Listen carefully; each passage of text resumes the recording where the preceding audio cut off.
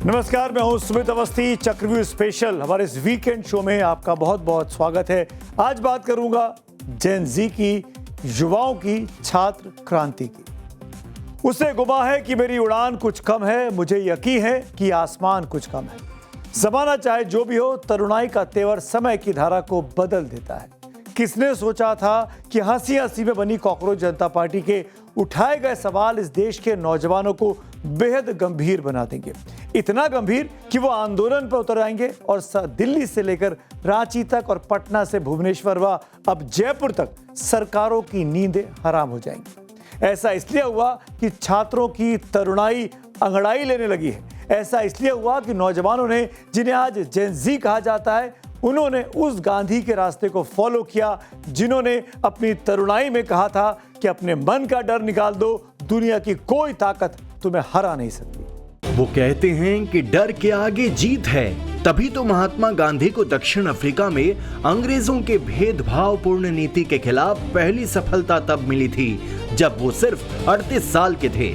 तभी तो Martin Luther king ने अमेरिका की हुकूमत को रंगभेद के खिलाफ तभी झकझोर दिया था जब वो सिर्फ 26 साल के थे। क्यूबा क्रांति को कामयाब करने वाले चे गुएवारा सिर्फ 30 साल के थे जब उन्होंने परिवर्तन की मशाल जलाई थी। जेपी के नेतृत्व में 1975 में छात्रों ने ही संपूर्ण क्रांति का नारा बुलंद किया था और आज इन्हीं छात्रों ने अपने हक के लिए लड़कर दिल्ली से झारखंड और पटना से कर्नाटक तक की सरकार को हिला दिया। सरकार बार बार आश्वासन देके 7 साल से पीछे ठग रही है। हम लोग का फ्लैश लाइट मार्च है, आज शांतिपूर्ण तरीका ढंग से हम लोग चल रहे हैं, संवैधानिक तौर तरीका से हम लोग चल रहे हैं। सर देख रहे हैं झारखंड में जाम हुआ है, पेपर लीक हुआ है, उस सभी को रद्द करके सीबीआई जांच मांगते हैं। भारत के मुख्य न्यायाधीश न्यायमूर्ति सूर्यकांत की एक टिप्पणी ने भारत में कॉकरोच जनता पार्टी को जन्म दे दिया। शुरू में वो हंसी मजाक सा लगा, लेकिन जिस तरह सोशल मीडिया पर उसके फॉलोअर्स की संख्या बड़े बड़े राजनीतिक दलों को भी मात देने लगी, उससे युवाओं की ताकत का एहसास होने लगा। उन युवाओं की ताकत का एहसास जिन्हें जेन ज़ी कहा जाता है। कॉन्स्टिट्यूशन हाथ में इसलिए है क्योंकि इस समय आम जनता के जो फंडामेंटल राइट्स हैं, जैसे फ्रीडम ऑफ स्पीच, हम पीसफुली एक्सप्रेस कर सकते हैं। अब उसको भी सप्रेस करने के लिए कितनी फोर्सेस मंगाई गई हैं। थोड़े व्यंग्य और थोड़े जन दबाव में बनी कॉकरोच जनता पार्टी ने 2 हफ्ते के भीतर सोशल मीडिया पर जैसा माहौल बनाया, उसे अमेरिका में बैठे अभिजीत दीपके ने भांप लिया कि छात्रों के सवाल पर आंदोलन भी छेड़ा जा सकता है। इसलिए जून की शुरुआत में जब वो अमेरिका से दिल्ली आया तो इस ऐलान के साथ कि नीट यूजी पेपर लीक मामले में शिक्षा मंत्री धर्मेंद्र प्रधान का इस्तीफा हो। छात्रों के सवालों को जिसने समय पर भांप लिया वो उनके गुस्सों की लपटों में झुलसने से बच गया। लेकिन जब बात कॉकरोच जैसी कहानी में सिमटने लगी तो किसी ने सोचा नहीं कि छात्रों का आंदोलन कितना बड़ा हो सकता है। जुलाई में छात्र और युवा आंदोलनकारियों ने जेन ज़ी के नाम से बेरोजगारी, पेपर लीक और परीक्षाओं में अनियमितताओं के मुद्दों को लेकर सरकार के खिलाफ आंदोलन छेड़ दिया। शुरू में लग रहा था कि ये एक डिजिटल आंदोलन है, लेकिन जब बात जंतर मंतर तक पहुंची तो 20 जुलाई एक ऐतिहासिक दिन बन गया। जब तक इस्तीफा नहीं होगा तब तक आप बैठे रहे। बिल्कुल बिल्कुल बिल्कुल, इसके आगे की बात तो इसके बाद होगी। पहला लेवल तो पार करें Modi ji. Play the game, play the game. इन बच्चों ने देखा है कि कल क्या हो रहा है, हमें फ्यूचर अभी हमारे साथ ऐसा किया जा रहा है, फिर तो आगे होने के बाद पता नहीं क्या क्या होगा। 20 जुलाई को नई दिल्ली के जंतर मंतर पर अभिजीत दीपके वाली कॉकरोच जनता पार्टी का आंदोलन अपने चरम मोड़ पर पहुंच गया। उस दिन संसद के मॉनसून सत्र का पहला दिन था। आंदोलन को रफ्तार देने के लिए अभिजीत दीपके ने अपना अनशन तोड़ने के बाद आंदोलनकारियों और दूसरे छात्रों के साथ संसद भवन की ओर शांतिपूर्ण मार्च निकालने का ऐलान किया। लेकिन जब पुलिस ने रोकने की कोशिश की तो जेन ज़ी ने मानने से इनकार कर दिया। उसके बाद प्रदर्शनकारी जब बैरिकेड्स तोड़कर संसद की तरफ बढ़ने लगे तो पुलिस और रैपिड एक्शन फोर्स ने भीड़ को रोकने के लिए लाठीचार्ज किया। बल्कि आंदोलनकारी छात्रों का आरोप है कि लड़कियों से बदतमीजी खुद पुलिस ने की और कील लगी लाठियों से पीटा। कई युवाओं के सिर फूटे, कईयों के हाथ पैर टूटे, कईयों को गंभीर चोट आई। बल्कि ऐसी रिपोर्ट भी आई कि उस दिन पैलेट गन का भी इस्तेमाल हुआ, जो कश्मीर में होता रहा है। बल्कि विपक्ष के नेता राहुल गांधी तो पैलेट गन के शिकार युवक को लेकर सामने आ गए। कल परसों मेरी इनसे बात हुई, इनका कॉल आया कि हेल्थ अपडेट क्या है, तो मैंने बताया कि मेरी एफआईआर नहीं की जा रही, तो सडन ही से कल मिलते हैं और कल मैं आपकी एफआईआर करवाने जाऊँगा। तो मैं इनका दिल से धन्यवाद करना चाहता हूँ जितनी इन्होंने मेरी हेल्प करी।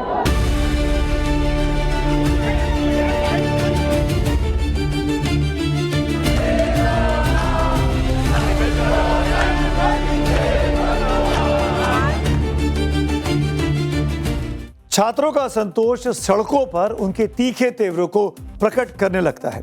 ऐसा पहली बार नहीं हुआ है। 1974 में भी गुजरात से लेकर बिहार तक छात्रों का आंदोलन सरकारों को बेचैन कर रहा था।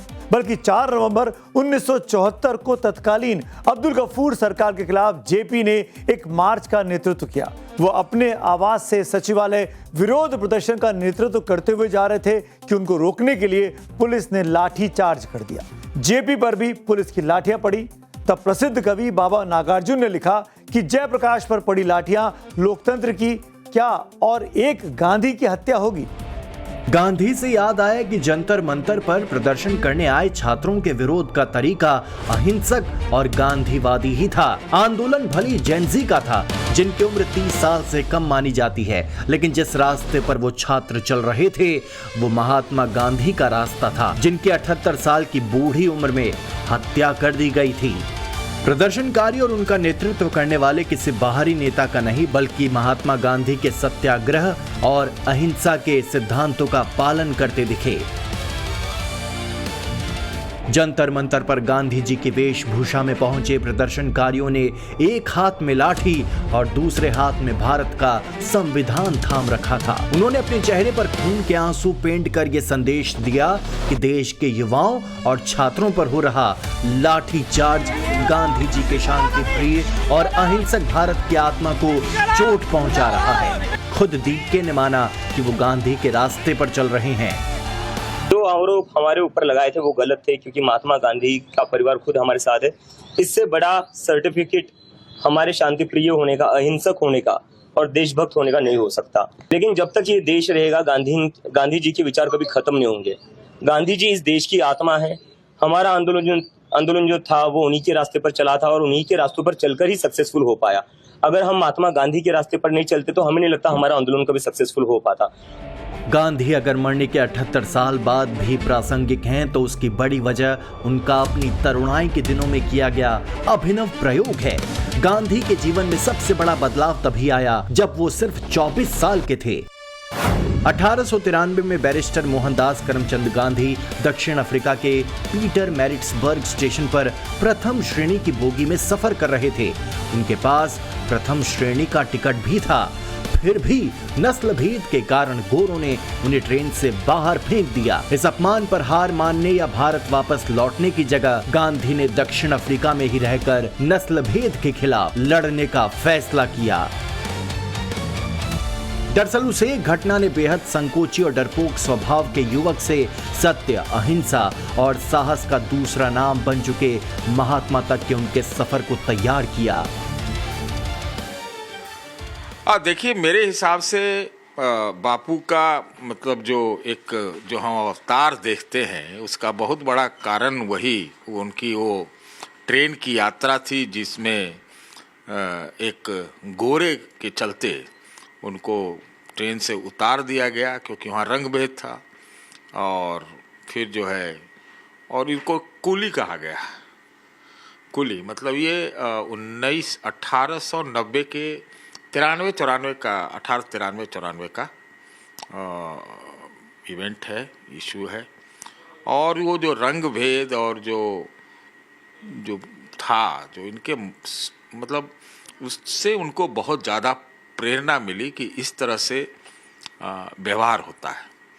लेकिन वो डटे रहे, वो जीवन में उनके परिवर्तन कर गया और 21 साल तक फिर वही रहे। जवानी में इंसान का खून खौलता रहता है, वो रगों में घूमते फिरने की जगह आंखों से उतरता रहता है।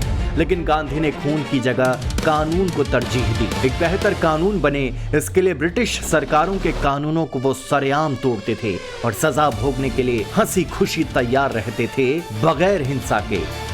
अपनी नौजवानी में ही अनुशासित संगठन के लिए 1894 में गांधी नटाल भारतीय कांग्रेस का गठन किया। अफ्रीका में भारतीयों पर लगाए जाने वाले दमनकारी टैक्स और भेदभाव के खिलाफ सविनय अवज्ञा आंदोलन शुरू किया।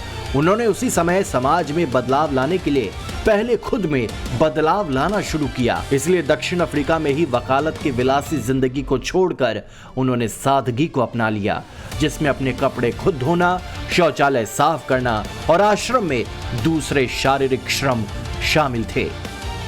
अफ्रीका में बिताए अपने 21 वर्षों के संघर्ष ने गांधी को एक साधारण वकील से महात्मा और राष्ट्रपिता बना दिया।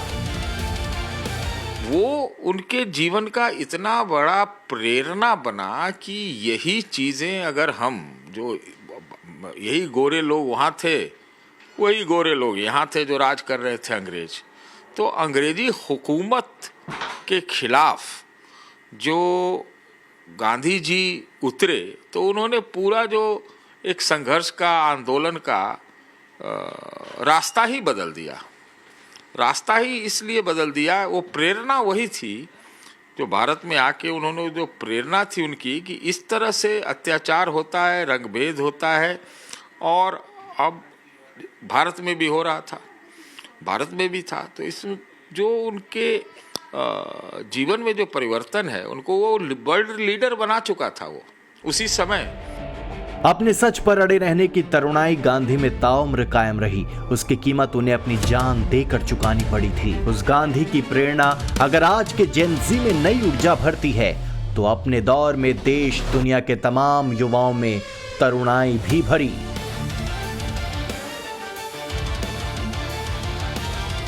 यह सही है कि बढ़ती उम्र के साथ महात्मा गांधी से नेताजी सुभाष चंद्र बोस की वैचारिक दूरियां बढ़ती गईं, लेकिन यह भी सही है कि किसी एक व्यक्ति ने सबसे ज्यादा नेताजी को प्रभावित किया, वो महात्मा गांधी ही थे। तभी तो 1942 में जब गांधी ने भारत छोड़ो आंदोलन का आरंभ किया, तो नेताजी ने उन्हें राष्ट्रपिता कहकर अपना लाल सलाम भेजा था। अब ये अद्भुत संयोग है कि 24 साल की उम्र में गांधी की जिंदगी का रास्ता बदल गया, तो 24 साल की उम्र में ही नेताजी ने ऐसा फैसला लिया जो देश के लिए बड़े त्याग का परिचायक है। 1920 में दुनिया की सबसे कठिन परीक्षाओं में से एक इंडियन सिविल सर्विसेज की परीक्षा को सुभाष चंद्र बोस ने पास किया और उस वक्त के ब्रिटिश साम्राज्य में पूरे भारत में उनकी चौथी रैंक आई थी। यानी वो कितने इंटेलिजेंट थे ये अब आप समझ गए होंगे। एक बात और वो ये कि सुभाष चंद्र बोस के पास सब कुछ था। ब्रिटिश सरकार की सबसे बड़ी नौकरी, मोटी तनख्वाह, मान सम्मान समाज में और ऐशो आराम की जिंदगी, और दूसरी तरफ क्या था? गुलामी की जंजीरें। 24 साल के उस नौजवान के मन में रत्ती भर दुविधा नहीं थी। उसने 22 अप्रैल 1921 को उस प्रतिष्ठित नौकरी से इस्तीफा दे दिया।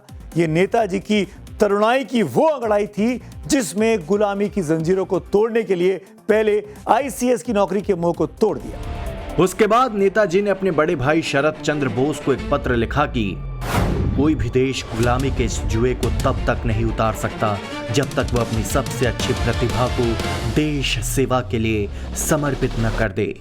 सुभाष लंदन से भारत लौट आए और देश बंधु चित्तरंजन दास को अपना राजनीतिक गुरु मानकर आजादी के आंदोलन में कूद पड़े।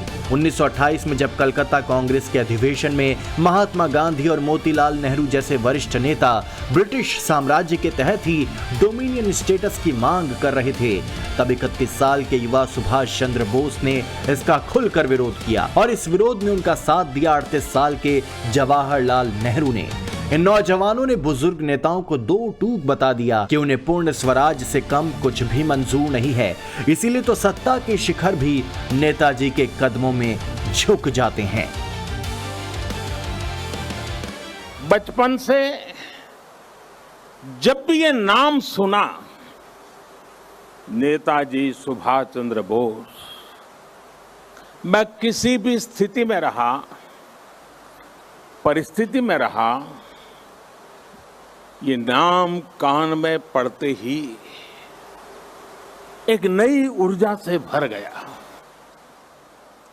इतना विराट व्यक्तित्व की उनकी व्याख्या के लिए शब्द कम पड़ जाए।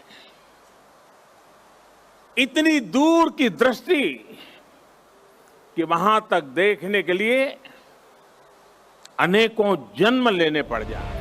अधिकार और आजादी बलिदान मांगते हैं और तरुणाई कुर्बानी के कंधे पर हाथ रखकर कदम ताल करती है। वैसा ही एक नाम शहीद भगत सिंह का था, जिन्होंने सिर्फ 23 साल की उम्र में फांसी के फंदे को हंसते हंसते चूम लिया था।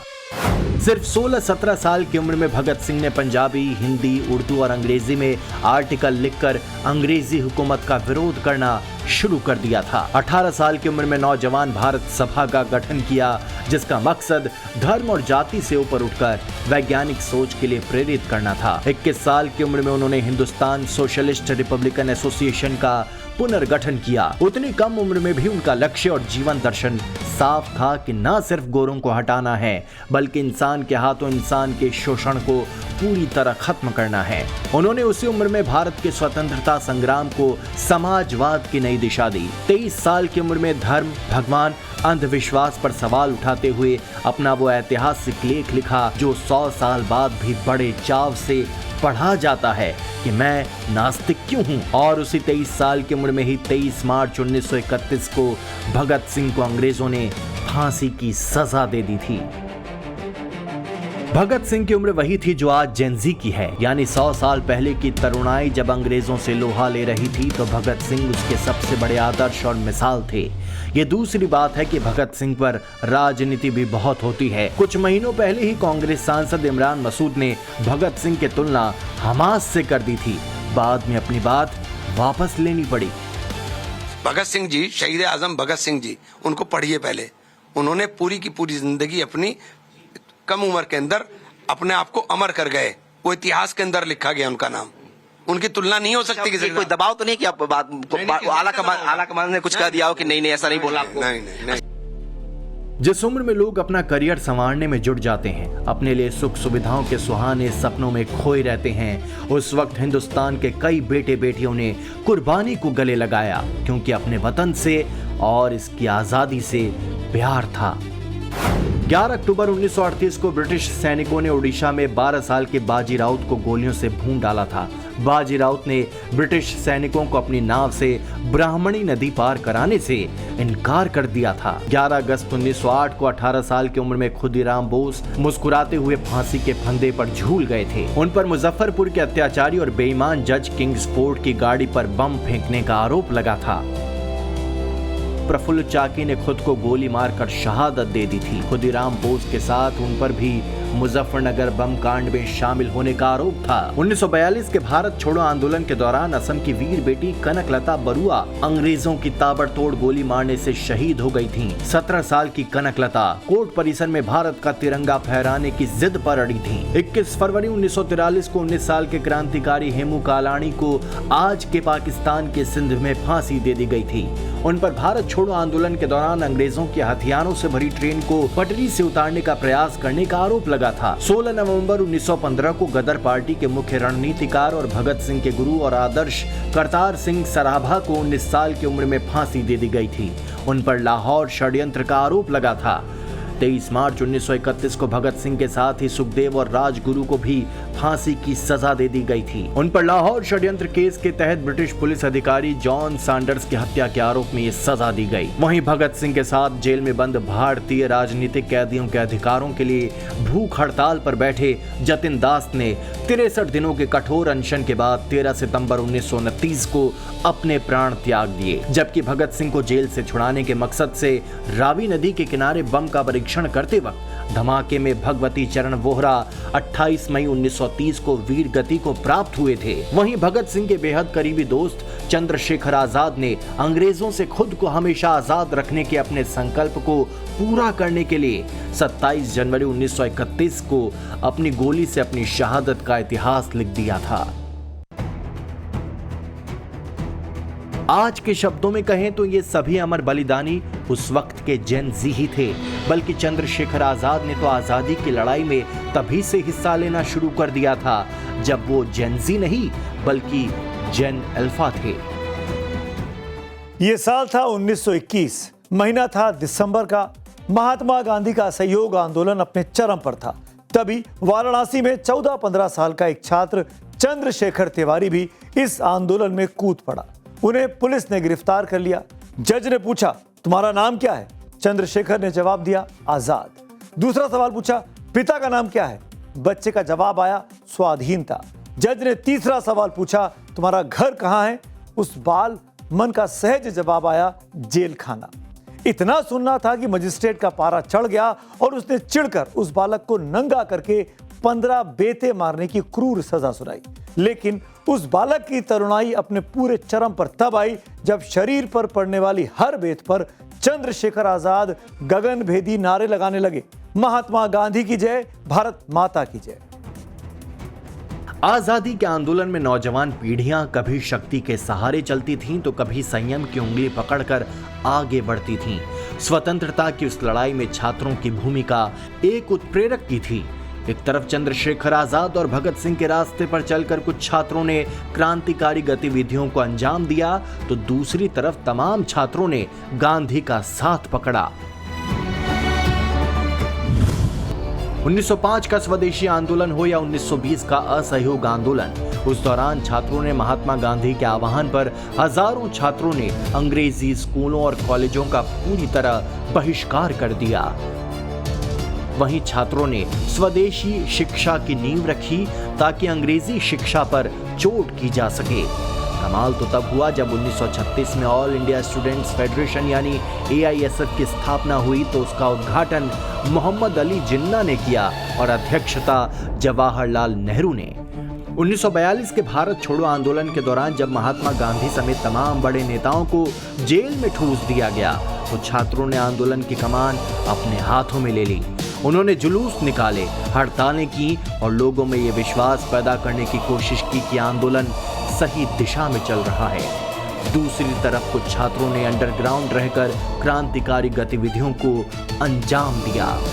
बल्कि डॉक्टर उषा मेहता ने दूसरे छात्रों के साथ मिलकर कांग्रेस सीक्रेट रेडियो चलाया ताकि ब्रिटिश सरकार की सेंसरशिप के बावजूद आजादी की खबरें देश भर में जाती रहें। उषा मेहता के साथ लोकनायक जयप्रकाश नारायण भी 1942 के आंदोलन के एक हीरो थे। वो तब के बिहार के हजारीबाग सेंट्रल जेल में बंद थे, जहां से उनके दोस्तों ने उन्हें बाहर निकाला था। अंग्रेजों के खिलाफ अंग्रेजों को भारत से भगाने और भारत की आज़ादी के लिए 1942 की क्विट इंडिया मूवमेंट जो थी वो टर्निंग पॉइंट था।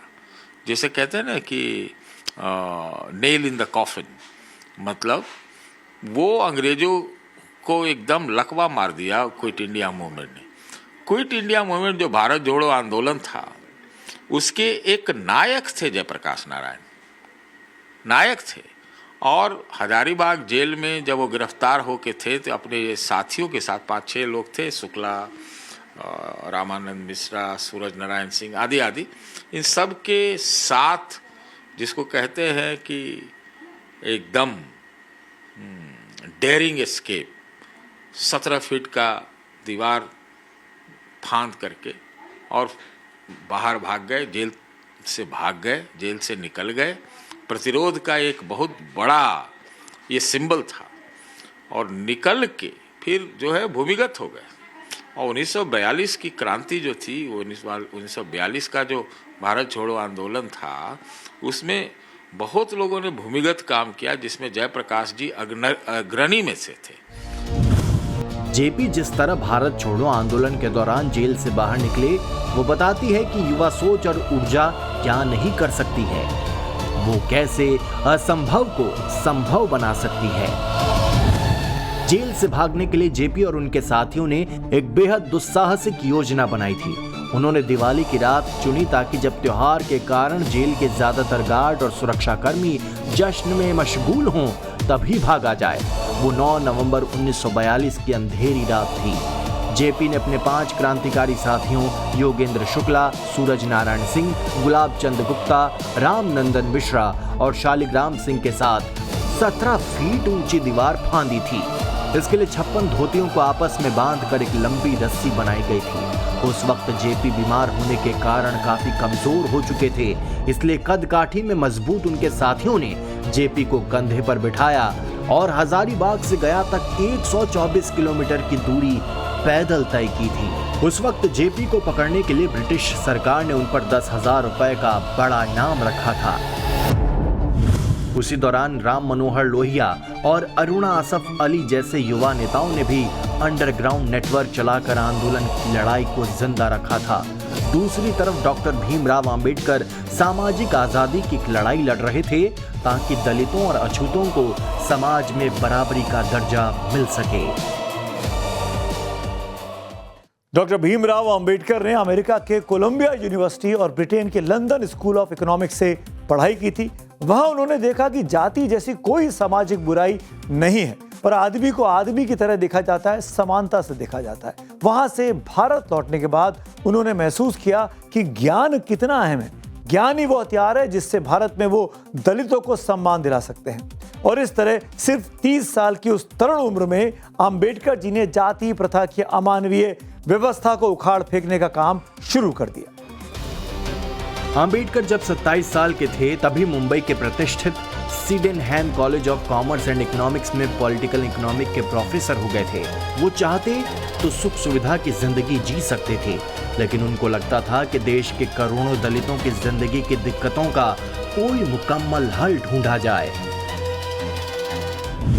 इसीलिए 1920 में उन्होंने कोल्हापुर के छत्रपति शाहूजी महाराज की मदद से मूक नायक नाम से एक मराठी पत्रिका शुरू की। 1924 में वो बैरिस्टर एट लॉ की डिग्री हासिल होने के बाद बॉम्बे हाई कोर्ट में वकालत शुरू कर दी, जिससे वो गरीबों, मजलूमों और दलितों का केस लड़ते थे।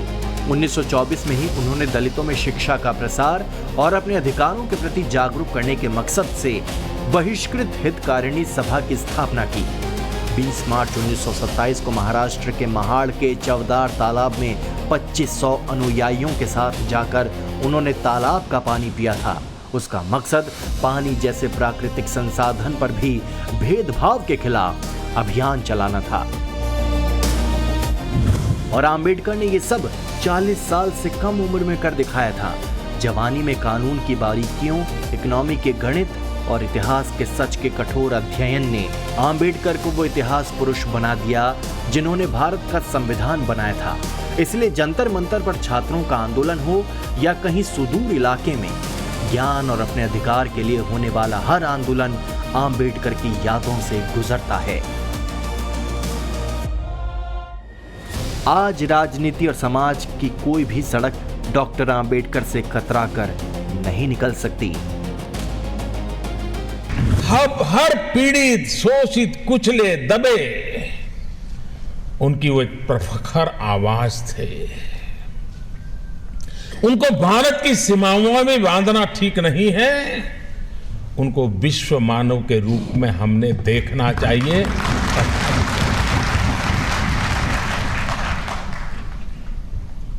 दुनिया जिस रूप से मार्टिन लूथर किंग को देखती है, हम बाबा साहब आम्बेडकर को उससे जरा भी कम नहीं देख सकते।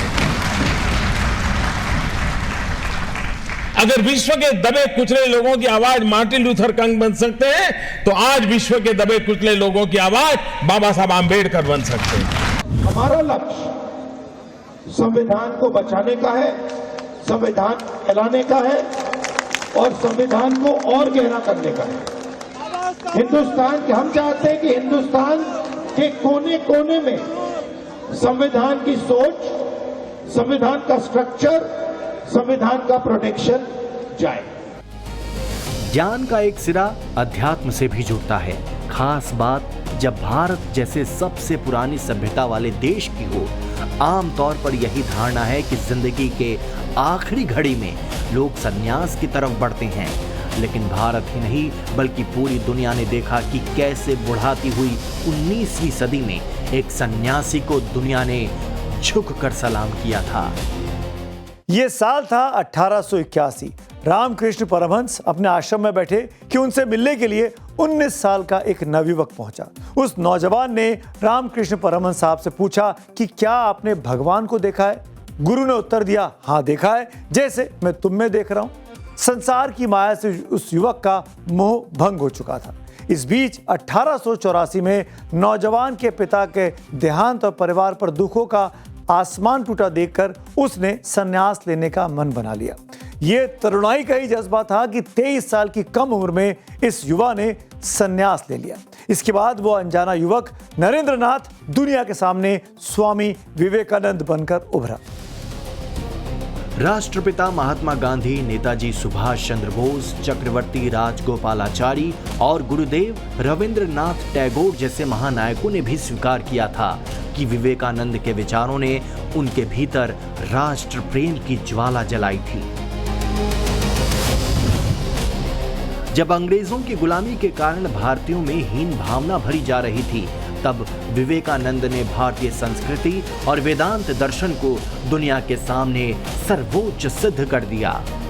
1893 में 31 साल की उम्र में शिकागो के विश्व धर्म संसद में दिए गए उनके भाषण ने भारत को दुनिया के सामने सपेरों के देश से बदलकर विश्व गुरु के रूप में खड़ा कर दिया। वही दरिद्र नारायण का विचार भी दिया, जिसके जरिए उन्होंने कहा कि जब तक एक भी व्यक्ति भूखा और अज्ञानी है, तब तक देश की प्रगति अधूरी है।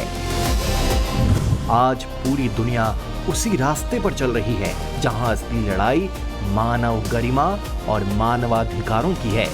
जंतर मंतर पर पिछले दिनों छात्रों के तेवर 52 साल पहले जेपी के बिहार वाले छात्र आंदोलन की तरफ ध्यान खींचते हैं।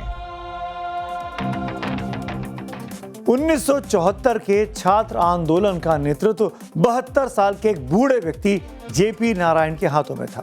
उस आंदोलन की आंच ऐसी थी कि 3 साल बाद 1977 में सत्ता परिवर्तन हुआ तो उसमें भी युवाओं की अहम भूमिका थी। हालांकि सत्ता बदली तो ताजपोशी 81 साल के मोरारजी देसाई की हुई, लेकिन छात्रों के आंदोलन और आक्रामक तेवर ने अपने लिए दूसरा रास्ता ढूंढ लिया।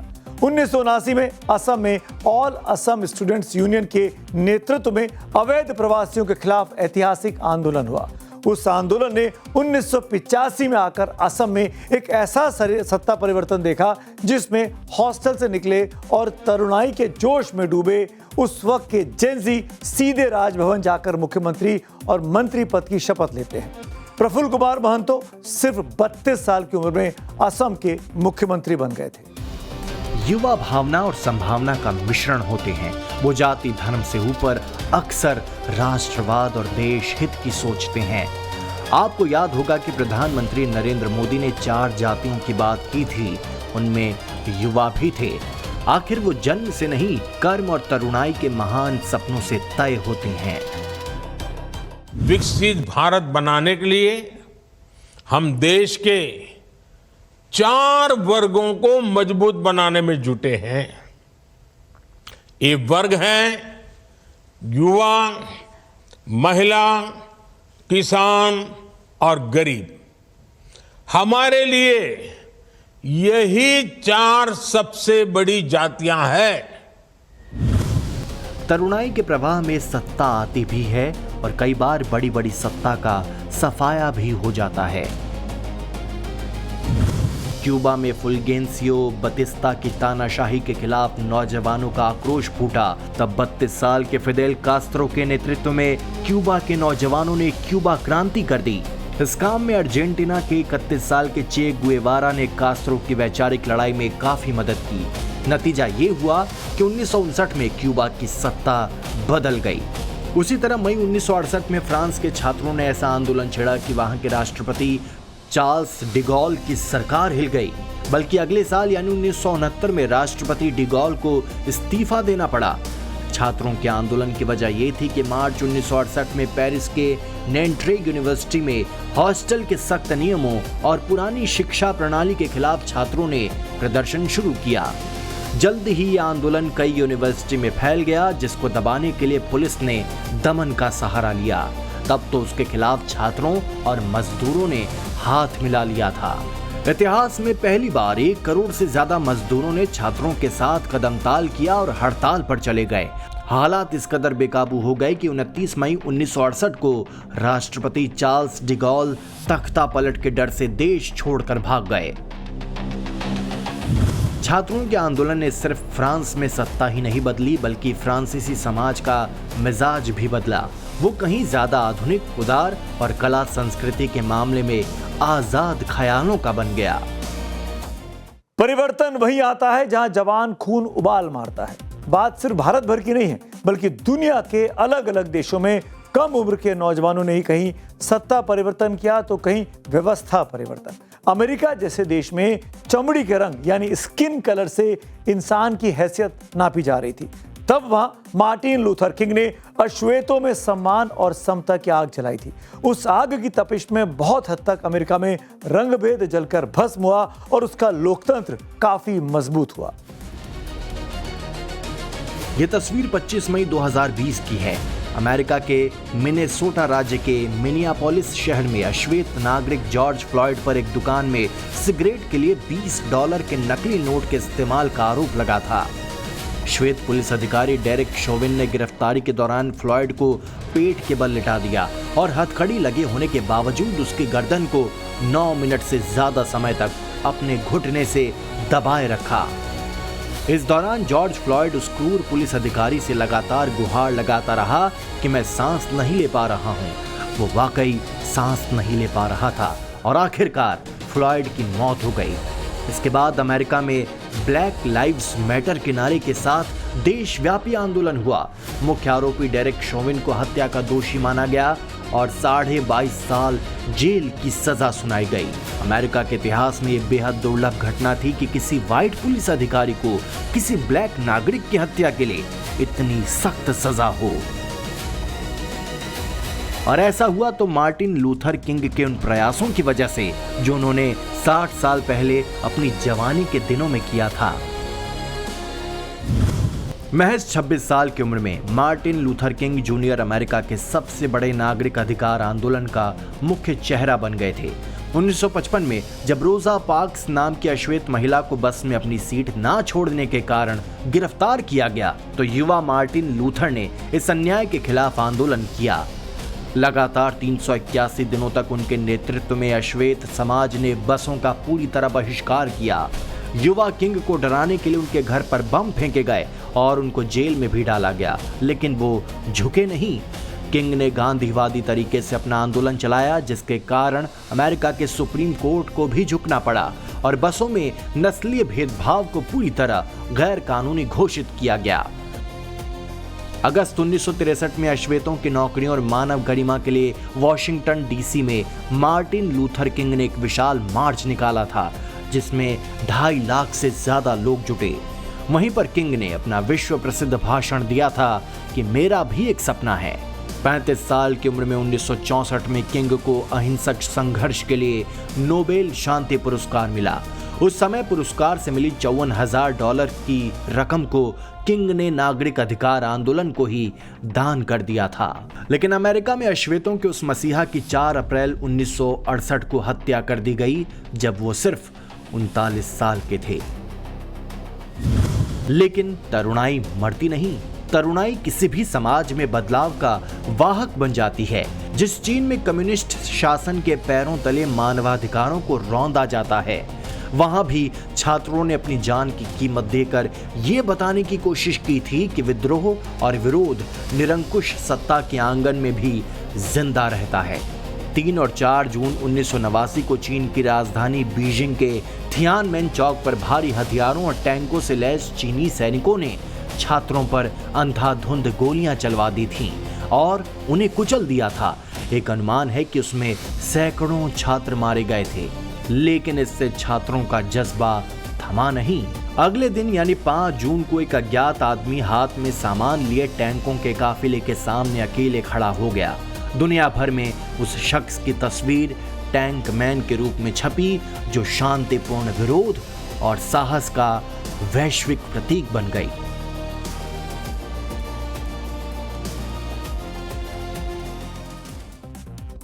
फ्रांसीसी लेखक और विचारक विक्टर ह्यूगो ने कहा था कि दुनिया में कोई भी सेना उस विचार को नहीं रोक सकती जिसका समय आ गया हो। तरुणाई स्वयं में एक विचार है, वो विचार जिसमें ईमानदारी होती है, साहस होता है, व्याकुल और हठी तेवर होता है। वो विचार व्यवस्था को बदल सकता है। वो हताशा के सीने पर चढ़कर मचल सकता है और अपने भाव और प्रभाव से दुनिया के माथे पर लिख सकता है तरुणाई। तो आज मेरे साथ इतना ही। सोमवार को मुलाकात होगी, तब तक के लिए शुभ रात्रि।